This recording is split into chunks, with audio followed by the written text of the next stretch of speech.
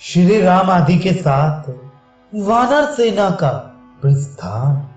हनुमान जी के वचनों को क्रमशः यथावत रूप से सुनकर सत्य पराक्रमी महातेजस्वी भगवान श्री राम ने कहा, हनुमान, मैं तुमसे सच कहता हूं, तुमने उस भयानक राक्षस की जिस लंकापुरी का वर्णन किया है उसे मैं शीघ्र ही नष्ट कर डालूंगा।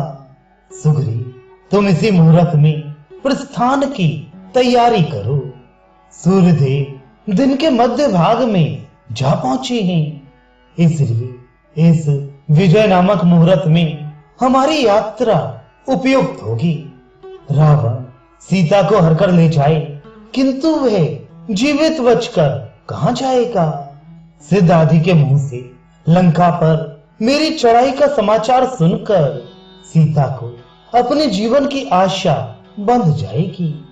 ठीक उसी तरह जैसे जीवन का अंत उपस्थित होने पर यदि रोगी अमृत का स्पर्श कर ले अथवा अमृतोपम द्रवभूत औषधि को पी ले तो उसे जीने की आशा हो जाती है। आज उत्तरा फाल्गुनी नामक नक्षत्र है, कल चंद्रमा का हस्त नक्षत्र से योग होगा। इसलिए सुग्रीव, हम लोग आज ही सारी सेनाओं के साथ यात्रा कर दें।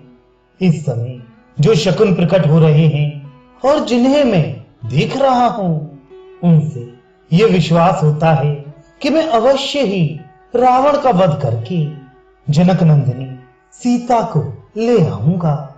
इसके सिवा मेरी दाहिनी आंख का ऊपरी भाग फड़क रहा है, वह भी मानो मेरी विजय प्राप्ति और मनोरथ सिद्धि को सूचित कर रहा है। ये सुनकर वानर राज सुग्रीव तथा लक्ष्मण ने भी उनका बड़ा आदर किया। तत्पश्चात अर्थवेत्ता धर्मात्मा श्री राम ने फिर कहा, इस सेना के आगे आगे 1,00,000 वेगवान वानरों से घिरे हुए सेनापति नील मार्ग देखने के लिए चले। सेनापति नील, तुम सारी सेना को ऐसे मार्ग से शीघ्रता पूर्वक ले चलो जिसमें फल मूल की अधिकता हो, शीतल छाया से युक्त सघन वन हो, ठंडा जल मिल सके और मधु भी उपलब्ध हो सके। संभव है दुरात्मा राक्षस रास्ते के फल मूल और जल को विष आदि से दूषित कर दे, अतः तुम मार्ग में सतत सावधान रहकर उनसे इन वस्तुओं की रक्षा करना। वानरों को चाहिए कि जहां गड्ढे, दुर्गम वन और साधारण जंगल हो, वहां सब ओर कूद फांद कर ये देखते रहें कि कहीं शत्रुओं की सेना तो नहीं छिपी है। ऐसा ना हो कि हम आगे निकल जाएं और शत्रु अकस्मात पीछे से आक्रमण कर दें। जिस सेना में बाल वृद्ध आदि के कारण दुर्बलता हो वह यहाँ किष्किंधा में ही रह जाए, क्योंकि हमारा ये युद्ध रूपी कृत्य बड़ा भयंकर है। अतः इसके लिए बल विक्रम संपन्न सेना को ही यात्रा करनी चाहिए। सैकड़ों और हजारों महाबली कपि केसरी वीर महासागर की जल राशि के समान भयंकर एवं अपार वानर सेना के अग्रभाग को अपने साथ आगे बढ़ाई चले। पर्वत के समान विशालकाय गज, महाबली गवय तथा मतवाली सांड की भांति पराक्रमी गवाक्ष सेना के आगे आगे चले। उछल कूद कर चलने वाले कपियों के पालक वानर शिरोमणि ऋषभ इस वानर सेना के दाहिने भाग की रक्षा करते हुए चले। गंधहस्ती के समान दुर्जय और वेगशाली वानर गंधमादन इस वानर वाहिनी के वाम भाग में रहकर इसकी रक्षा करते हुए आगे बढ़े। जैसे देवराज इंद्र ऐरावत हाथी पर आरूढ़ होते हैं, उसी प्रकार में हनुमान के कंधे पर चढ़कर सेना के बीच में रहकर सारी सेना का हर्ष बढ़ाता हुआ चलूंगा। जैसे धनाध्यक्ष कुबेर सार्वभौम नामक दिग्गज की पीठ पर बैठकर यात्रा करते हैं, उसी प्रकार काल के समान पराक्रमी लक्ष्मण अंगद पर आरूढ़ होकर यात्रा करी। महाबाहु ऋक्षराज, जामवान, सुषेण और वानर वेगदर्शी, ये तीनों वानर सेना की पृष्ठभाग की रक्षा करी। रघुनाथ जी का ये वचन सुनकर महापराक्रमी वानर शिरोमणि सेनापति सुग्रीव ने उन वानरों को यथोचित आज्ञा दी। तब वे समस्त महाबली वानरगण अपनी गुफाओं और शिखरों से शीघ्र ही निकलकर उछलते कूदते हुए चलने लगे। तत्पश्चात वानर सुग्रीव और लक्ष्मण के सादर अनुरोध करने पर सेना सहित धर्मात्मा श्री रामचंद्र जी दक्षिण दिशा की ओर प्रस्थित हुए। उस समय सैकड़ों, हजारों, लाखों और करोड़ों वानरों से, जो हाथी के समान विशाल काय थे, घिरे हुए श्री रघुनाथ जी आगे बढ़ने लगे। यात्रा करते हुए श्री राम के पीछे वे विशाल वानर वाहिनी चलने लगी। उस सेना के सभी वीर सुग्रीव से पालित होने के कारण हृष्ट पुष्ट एवं प्रसन्न थे। उनमें से कुछ वानर उस सेना की रक्षा के लिए उछलते कूदते हुए चारों ओर चक्कर लगाते थे। कुछ मार्ग शोधन के लिए कूदते फांदते आगे बढ़ जाते थे। कुछ वानर मेघों के समान गरजते, कुछ सिंहों के समान दहाड़ते और कुछ किलकारियां भरते हुए दक्षिण दिशा की ओर अग्रसर हो रहे थे। वे सुगंधित मधु पीते और मीठे फल खाते हुए मंजरी पुंज धारण करने वाले विशाल वृक्षों को उखाड़कर कंधों पर लिए चल रहे थे। कुछ मतवाले वानर विनोद के लिए एक दूसरे को ढो रहे थे। कोई अपने ऊपर चढ़े हुए वानर को झटककर दूर फेंक देते थे। कोई चलते चलते ऊपर को उछल पड़ते थे और दूसरे वानर दूसरों को ऊपर से धक्के देकर नीचे गिरा देते थे। श्री रघुनाथ जी के समीप चलते हुए वानर ये कहते हुए गर्जना करते थे कि हमें रावण को मार डालना चाहिए, समस्त निशाचरों का भी संहार कर देना चाहिए। सबसे आगे ऋषभ, नील और वीर कुमुद ये बहुसंख्यक वानरों के साथ रास्ता ठीक करते जाते थे। सेना के मध्य भाग में राजा सुग्रीव, श्री राम और लक्ष्मण ये तीनों शत्रुसूदन वीर अनेक बलशाली एवं भयंकर वानरों से घिरे हुए चल रहे थे। शतावली नाम का एक वीर वानर 10 करोड़ वानरों के साथ अकेला ही सारी सेना को अपने नियंत्रण में रखकर उसकी रक्षा करता था। 100 करोड़ वानरों से घिरे हुए केसरी और पनस ये सेना के दक्षिण भाग की तथा बहुत से वानर सैनिकों के लिए गज और अर्क ये उस वानर सेना के दूसरे वाम भाग की रक्षा करती थी। बहुसंख्यक भालुओं से घिरे हुए सुषेण और जामवान ये दोनों सुग्रीव को आगे करके सेना के पिछले भाग की रक्षा कर रहे थे। उन सबके सेनापति कपि श्रेष्ठ वानर शिरोमणि वीरवर नील उस सेना की सब ओर से रक्षा एवं नियंत्रण कर रही थी। दरी मुख, प्रजंग, जंब और रभस ये वीर सब ओर से वानरों को शीघ्र आगे बढ़ने की प्रेरणा देते हुए चल रहे थे।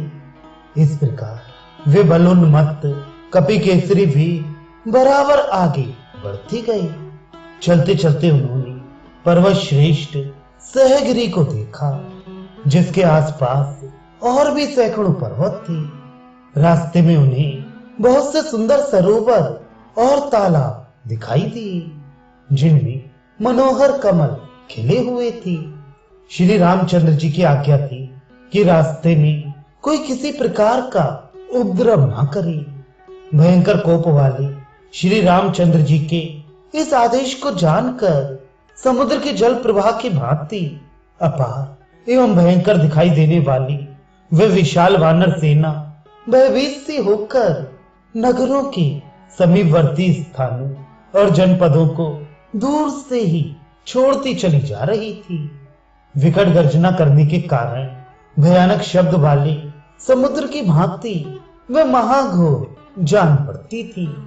वे सभी शूरवीर कपि कुंजर हाँक गए। अच्छे घोड़ों की भांति उछलते कूदते हुए तुरंत ही दशरथ नंदन श्री राम के पास पहुंच जाते थे। हनुमान और अंगद इन दो वानर वीरों द्वारा ढोए जाते हुए वे नरश्रेष्ठ श्री राम और लक्ष्मण, शुक्र और बृहस्पति इन दो महागिरों से संयुक्त हुए चंद्रमा और सूर्य के समान शोभा पा रहे थे। उस समय वानर राज सुग्रीव और लक्ष्मण से सम्मानित हुए धर्मात्मा श्री राम सेना सहित दक्षिण दिशा की ओर बढ़े जा रहे थे। लक्ष्मण जी अंगद के कंधे पर बैठे हुए थे। वे शकुनों के द्वारा कार्य सिद्धि की बात अच्छी तरह जान लेते थे। उन्होंने पूर्ण काम भगवान श्री राम से मंगलमय वाणी में कहा, रघुनंदन, मुझे पृथ्वी और आकाश में बहुत अच्छे अच्छे शकुन दिखाई देते हैं। ये सब आपके मनोरथ की सिद्धि की सूचना देते हैं। इससे निश्चय होता है कि आप शीघ्र ही रावण को मारकर हरी हुई सीता जी को प्राप्त करेंगे और सफल मनोरथ होकर समृद्धिशालिनी अयोध्या को पधारेंगे। देखिए, सेना के पीछे शीतल, मंद, हितकर और सुखमय समीर चल रहा है। ये पशु और पक्षी पूर्ण मधुर स्वर में अपनी अपनी बोली बोल रहे हैं। सब दिशाएं प्रसन्न हैं। सूर्यदेव निर्मल दिखाई दे रही हैं। भृगुनंदन शुक्र भी अपनी उज्जवल प्रभा से प्रकाशित हो आपके पीछे की दिशा में प्रकाशित हो रही हैं। जहां सप्त ऋषियों का समुदाय शोभा पाता है, वह ध्रुव तारा भी निर्मल दिखाई देता है। शुद्ध और प्रकाशमान समस्त सप्तऋषि गण ध्रुव को अपने दाहिने रखकर उनकी परिक्रमा करते हैं। हमारे साथ ही महामना इक्ष्वाकु वंशियों के पितामह राज ऋषि त्रिशंकु अपने पुरोहित वशिष्ठ जी के साथ हम लोगों के सामने ही निर्मल कांति से प्रकाशित हो रहे हैं। हम महामनस्वी इक्ष्वाकु वंशियों के लिए जो सबसे उत्तम है, वे विशाखा नामक युगल नक्षत्र निर्मल एवं उपद्रव शून्य मंगल आदि दुष्ट ग्रहों की आक्रांति से रहित होकर प्रकाशित हो रहा है। राक्षसों का नक्षत्र मूल, जिसके देवता निकृति हैं, अत्यंत पीड़ित हो रहा है। उस मूल के नियामक धूमकेतु से आक्रांत होकर वह संताप का भागी हो रहा है। ये सब कुछ राक्षसों के विनाश के लिए ही उपस्थित हुआ है, क्योंकि जो लोग कालपाश में बंधे होते हैं, उन्हीं का नक्षत्र समयानुसार ग्रहों से पीड़ित होता है। जल स्वच्छ और उत्तम रस से पूर्ण दिखाई देता है। जंगलों में पर्याप्त फल उपलब्ध होते हैं। सुगंधित वायु अधिक तीव्र गति से नहीं बह रही है और वृक्षों में ऋतुओं के अनुसार फूल लगे हुए हैं। प्रभु, व्यूहबद्ध वानरी सेना बड़ी शोभा संपन्न जान पड़ती है। तारका में संग्राम के अवसर पर देवताओं की सेनाएं जिस तरह उत्साह से संपन्न थीं, इसी प्रकार आज ये वानर सेनाएं भी हैं। आज ऐसे शुभ लक्षण देखकर आपको प्रसन्न होना चाहिए। अपने भाई श्री राम को आश्वासन देते हुए हर्ष से भरे सुमित्रा कुमार लक्ष्मण जब इस प्रकार कह रहे थे, उस समय वानरों की सेना वहां की सारी भूमि को घेर कर आगे बढ़ने लगी। उस सेना में कुछ रीछ थे और कुछ सिंह के समान पराक्रमी वानर। नख और दांत ही उनके शस्त्र थे। वे सभी वानर सैनिक हाथों और पैरों की उंगलियों से बड़ी धूल उड़ा रहे थे। उनकी उड़ाई हुई उस भयंकर धूल ने सूर्य की प्रभा को ढककर संपूर्ण जगत को छिपा सा दिया। वह भयानक वानर सेना पर्वत, वन और आकाश सहित दक्षिण दिशा को आच्छादित सी करती हुई उसी तरह आगे बढ़ रही थी, जैसे मेघों की घटा आकाश को ढककर अग्रसर होती है। वह वानरी सेना जब किसी नदी को पार करती थी, उस समय लगातार कई योजनों तक उसकी समस्त धाराएं उल्टी बहने लगती थी। वह विशाल सेना निर्मल जल वाले सरोवर, वृक्षों से ढके हुए पर्वत, भूमि के समतल प्रदेश और फलों से भरे हुए वन, इन सभी स्थानों के मध्य में इधर उधर तथा ऊपर नीचे सब ओर की सारी भूमि को घेर कर चल रही थी। उस सेना के सभी वानर प्रसन्न मुख तथा वायु के समान वेग वाले थे। रघुनाथ जी की कार्य सिद्धि के लिए उनका पराक्रम उबला पड़ता था। वे जवानी के जोश और अभिमान जनित दर्प के कारण रास्ते में एक दूसरे के उत्साह, पराक्रम तथा नाना प्रकार के बल संबंधी उत्कर्ष दिखा रहे थे। उनमें से कोई तो बड़ी तेजी से भूतल पर चलते थे और दूसरे उछलकर आकाश में उड़ जाते थे।